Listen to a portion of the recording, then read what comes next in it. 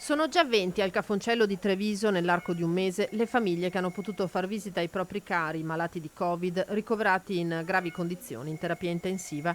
Negli ospedali dell'ULSS 2 è ora possibile incontrare di persona, con tutte le precauzioni del caso, pazienti di cui prima era solo il medico a riferire le condizioni. Gli permettiamo di stare un quarto d'ora, ma poi insomma se c'è bisogno di più stiamo lì anche di più.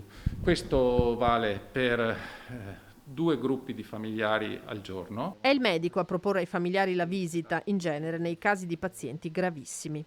Abbiamo sempre fatto comunicare anche nella prima fase il familiare che era in grado di farlo, cioè il respiro spontaneo con ossigeno, con maschera, con il pad o con il telefono, insomma questo l'abbiamo sempre fatto.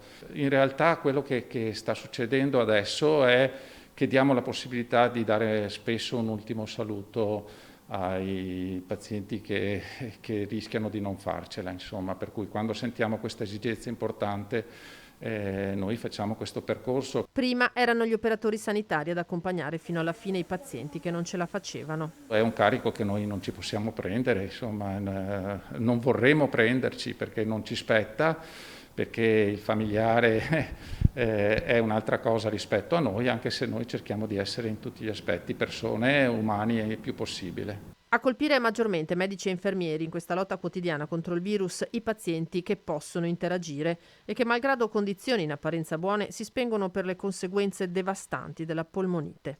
Tutti i pazienti che sono svegli, che con noi comunicano, quelli ci danno ovviamente una grande emozione, tutti.